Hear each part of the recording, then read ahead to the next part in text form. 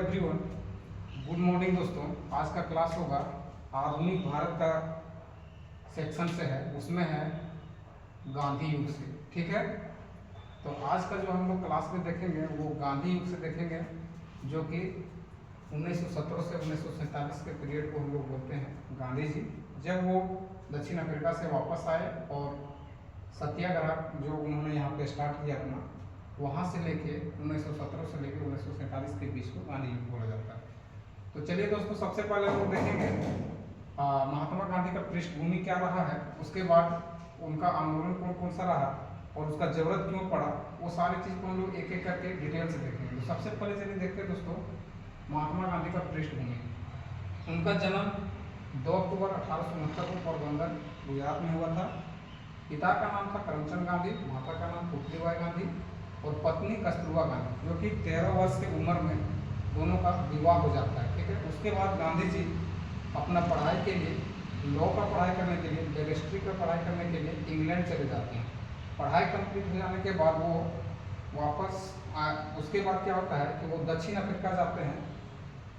आपका जाते हैं 1893 में। ठीक है, जो कि एक व्यापारी जो रहते हैं दादा अब्दुल्ला, उनके कहने पे उनको लेके जाते हैं वहाँ पे मुकदमा लड़ने के लिए। ठीक है, इनका अपना इशू लेके जाते हैं। ठीक है, तो इसमें एक घटना घट जाता है। जब वो अफ्रीका जाते हैं तो उस दौरान क्या होता है कि डरबन से प्रिटोरिया जाने के क्रम में उस दौरान क्या हो जाता है, मैरिन्सबर्ग में एक रेल घटना हो जाता है। वो घटना क्या है दोस्तों, वो घटना है आपका, गांधी जी फर्स्ट स्लीपर में ट्रेवल कर रहे थे, लेकिन वहाँ जो ब्रिटिश शासन जो चला रहा था और चल रहा था, उसमें क्या था, गोरा और काला का भेदभाव था। इसका अनुभव वहाँ पे गांधी जी ने किया था। क्यों?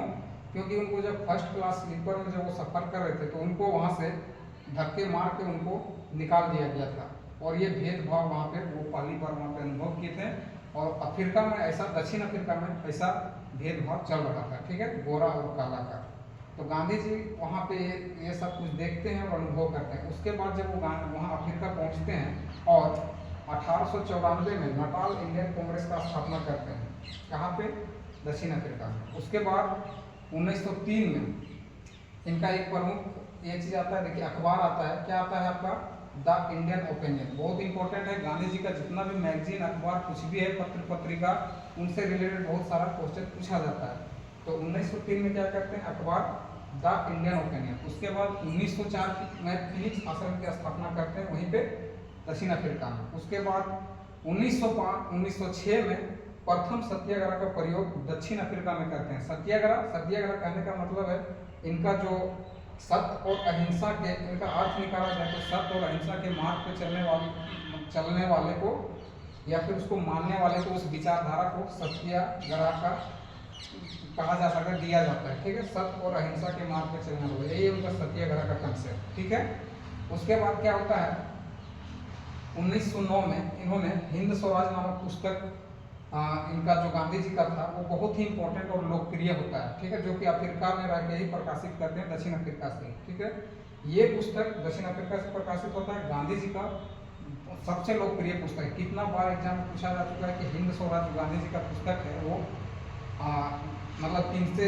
कौन लिखे हैं, इनका राइटर कौन है, उनमें गांधी जी का ये है, तो इसको याद रखिएगा। अब आता है ये तो था आपका दक्षिण अफ्रीका में ये सब होता है। ठीक है, ये जो घटना घटी है ये दक्षिण अफ्रीका में। उसके बाद गांधी जी 9 जनवरी 1915 को वापसी करते हैं, वो अपना देश भारत आते हैं।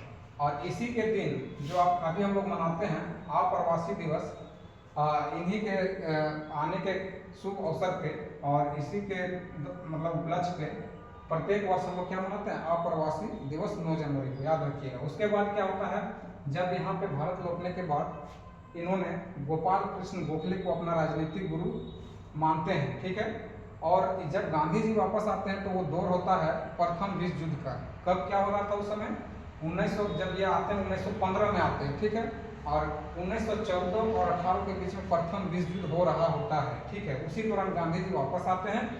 इस समय क्या होता है कि ब्रिटिश को मदद की जरूरत पड़ती है, तो गांधी जी क्या करते हैं, यहाँ से बहुत सारे सेना को उसमें भर्ती लेने के लिए, पार्टिसिपेट होने के लिए कि ब्रिटेन की ओर से आपको लड़ना है, उसके लिए प्रेरित करते हैं और लोगों को उसमें जाने के लिए मोटिवेशन देते हैं और जाते भी हैं, क्योंकि गांधी जी को उम्मीद होता है कि जब प्रथम विश्व युद्ध समाप्त होगा तो अंग्रेज हमारे लिए कुछ करेंगे। इस आशा और विश्वास के साथ अपने देश के लोगों को क्या करते हैं, वो प्रेरित करते हैं किस में जाने के लिए, सेना में भर्ती होने के लिए।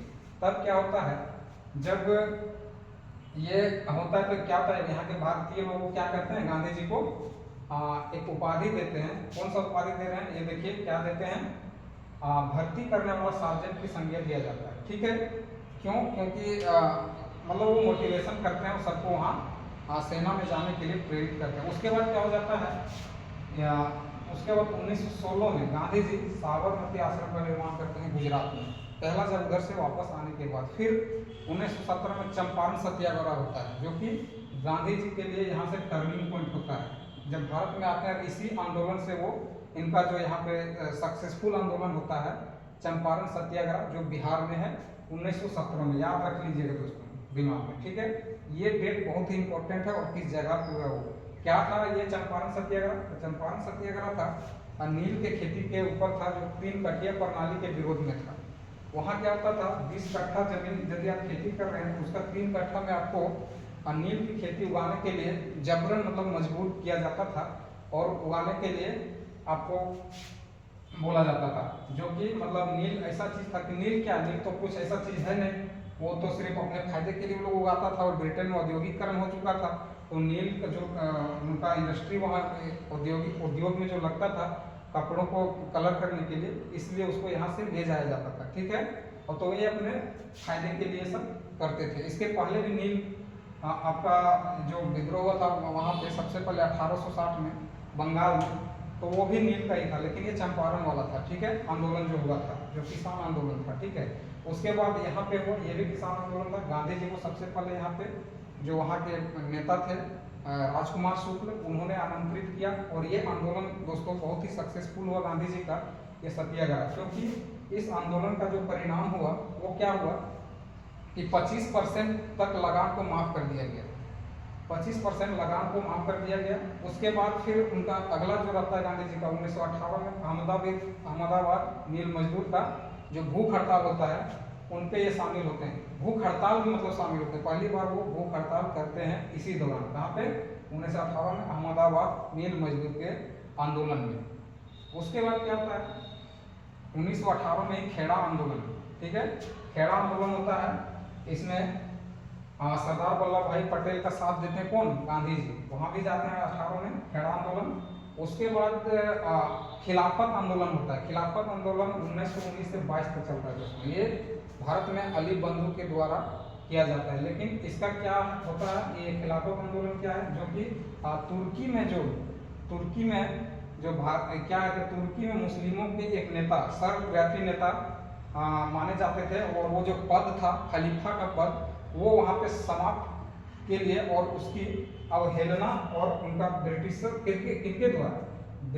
के द्वारा अनैतिक व्यवहार किया जाता है उनके साथ। तो भारत के मुस्लिमों को ये मतलब वो लोग भी इसमें शामिल होते हैं और इसके खिलाफ आंदोलन खड़ा करते हैं। बाद में क्या होता है कि गांधी जी इस आंदोलन में शामिल होते हैं और इस आंदोलन को आगे बढ़ाते हैं इसलिए क्योंकि यहाँ जो हमारे भारत के मुस्लिम लोग थे, मुसलमान लोग थे, उनको गांधी जी का विचार था या सोच था कि उनको हम ला के इस आंदोलन में शामिल करें और राष्ट्रीय आंदोलन में उनकी भागीदारी को भी सुनिश्चित करेंगे। इसका ये उद्देश्य होता है और गांधी जी भी इनका साथ देते हैं। खिलाफत आंदोलन का जो आंदोलन हो रहा था वो आपका 1919 से 22 के दौरान, इसी दौरान क्या होता है दोस्तों, बहुत सारी घटना घट जाता है। जैसे रोलेट एक्ट आ जाता है, यहाँ पे भारत में रोलेट एक्ट ब्रिटिशर के द्वारा लगा दिया जाता है। उधर आपका खिलाफत आंदोलन हो रहा था वर्ल्ड में। उसके बाद क्या था, जब गांधी जी ये सब महसूस करते हैं तो आपको जालियांवाला बाग हत्याकांड हो जाता है, बहुत तरह का घटना हो जाता है। गांधी जी को महसूस होता है कि अब कोई बड़ा आंदोलन किया जाए। इसी दौरान गांधी जी असहयोग आंदोलन चलाने का जो ये था, असहयोग आंदोलन का समय आता है 1900 आपका ये जो होता है नागपुर अधिवेशन होता है। सबसे पहले कोलकाता में कांग्रेस का अधिवेशन होता है, उसमें असहयोग आंदोलन के ऊपर कोई मतलब पारित नहीं किया जाता, कोई प्रस्ताव नहीं आता है। लेकिन उसके बाद जब नागपुर अधिवेशन होता है दिसंबर 1920 में, इसमें प्रस्ताव को पारित कर दिया जाता है और असहयोग आंदोलन का आगाज हो जाता है। तो इसमें क्या होता है कि असहयोग आंदोलन से बहुत लोग सहमत नहीं होते। जैसे भारत के जितना भी और भी कांग्रेस के अग्रणी जो नेता हैं वो लोग इससे मतलब सहमत नहीं होते हैं। इसी दौरान क्या होता है कि असहयोग से क्या होगा, इसी दौरान एनी बेसेंट ये इस आंदोलन को बोल देते हैं कि ये एक मूर्खतापूर्वक विरोध होगा। क्यों? क्योंकि अंग्रेज को वो अंग्रेज लोग क्या है, ब्रिटिशर क्या असहयोग करने से वो झुक जाएंगे, मान जाएंगे? ऐसा तो हो नहीं सकता। ये बात उन्होंने कहा था। और इसी दौरान आपका असहयोग आंदोलन के दौरान ही ये लोग सहमत नहीं थे। बहुत सारे जो कांग्रेस के लीडर थे वो सहमत नहीं थे, जैसे मोतीलाल नेहरू, चित्तरंजन दास, लाला लाजपत राय, बहुत सारे जो नेता थे वो लोग इससे सहमत नहीं थे कि इससे कुछ नहीं होगा। लेकिन बाद में फिर जब गांधी जी आह्वान कर देते हैं कि इस आंदोलन को हम अपने अनुसार और असहयोग के माध्यम से ही करेंगे, तो इस आंदोलन में फिर वो लोग शामिल हो जाते हैं। फिर इसी दौरान आंदोलन बहुत ही चरम सीमा में जाता है और आंदोलन लगभग सही दिशा में रहता है। इसी दौरान क्या होता है कि चोरी चोरा कांड हो जाता है। चोरी चोरा कांड क्या है दोस्तों, 5 फरवरी 1922 को उत्तर प्रदेश के गोरखपुर जिला में क्या होता है, जो वहाँ के किसानों के द्वारा, ग्रामीणों के द्वारा एक पुलिस थाना में आग लगा दिया जाता है, आग के हवाले कर दिया जाता है। उसमें से एक थानेदार के साथ साथ 21 पुलिसकर्मी की मौत हो जाती है, सिपाहियों पर। तो इससे गांधी जी को बहुत आहत होता है और गांधी जी अहिंसा के खिलाफ करते हैं। तो गांधी जी क्या करते हैं, इस आंदोलन को मतलब समाप्त करने का निर्णय लेते हैं। इसलिए क्योंकि वो अहिंसा से बिल्कुल वो नहीं चाहते हैं कि देश में इस टाइप का अहिंसा हो और इस टाइप का खून खराबा हो। वो इनके सख्त खिलाफ हैं क्योंकि वो अहिंसा और सत्य पर विश्वास रखते थे। तो क्या करते हैं गांधी जी, 11 फरवरी 1922 को क्या होता है कि ये असहयोग आंदोलन को वो वापस ले लेते हैं और समाप्त कर देते हैं, जिससे एक बार फिर से जो इतने भी ये लीडर हैं हमारे और भी जो कांग्रेस के लीडर थे, तो इसमें खास करके देखिए इनमें सुभाष चंद्र बोस जी बोलते हैं कि ये गांधी जी का जो निर्णय है, मतलब इस पर बहुत आलोचना होता है कि आपने ये वापस क्यों ले लिया। इस दौरान सुभाष चंद्र बोस राष्ट्रीय संकट को करार देते हैं इस आंदोलन को वापसी लेने की, गांधी जी को वापसी लेने के बाद। इसमें चित्तरंजन दास, मोतीलाल नेहरू, लाला लाजपत राय सरीखे जितने भी लीडर रहते हैं वो इनका आलोचना करते हैं और बोलते हैं कि ये तो ठीक नहीं है। लेकिन गांधी जी अपने आंदोलन को अपने विचार से समाप्त करते हैं और इसको यहीं पे विराम देते हैं 11 फरवरी 1922 को, डेट याद रखिए, ठीक है। उसके बाद क्या होता है, इसके बाद इसे ये लोग असहमत हो जाते हैं और ये लोग क्या करते हैं, स्वराज पार्टी की स्थापना करते हैं। कौन कौन करते हैं दोस्तों, तो स्वराज पार्टी का स्थापना चित्तरंजन दास और मोतीलाल नेहरू के द्वारा कब किया जाता है, 1923 में इलाहाबाद में। बहुत बार पूछा जा चुका है, डेट याद रखिएगा, ठीक है। स्वराज पार्टी, और इसका उद्देश्य क्या रहता है, इस पार्टी का निर्माण, इसका उद्देश्य रहता है जो 1919 में भारत शासन अधिनियम के तहत जो विधान परिषदों के चुनाव में भारतीयों को मौका मिलता है, और इन लोग का उद्देश्य था कि हम लोग जब चुनाव होगा तो उसमें भाग लेंगे और जो ब्रिटिश का नीति के खिलाफ हम लोग उसमें जाके वहाँ पे आवाज उठाएंगे। इसका मेन उद्देश्य ये रहता है और इसीलिए इसको क्या करते हैं, लोग अलग से पार्टी का निर्माण करते हैं। कब, 1923 में, क्योंकि ये गांधी जी वापस ले लेते हैं असहयोग आंदोलन। उसके बाद ये यहाँ पार्टी का निर्माण होता है इलाहाबाद में। लेकिन फिर से एक बार क्या होता है, गांधी जी और चित्तरंजन दास के बीच में क्या हो जाता है दोस्तों, समझौता हो जाता है। कब हो जाता है, 1924 में, और फिर यहाँ पे ये लोग सब मिल जाते हैं।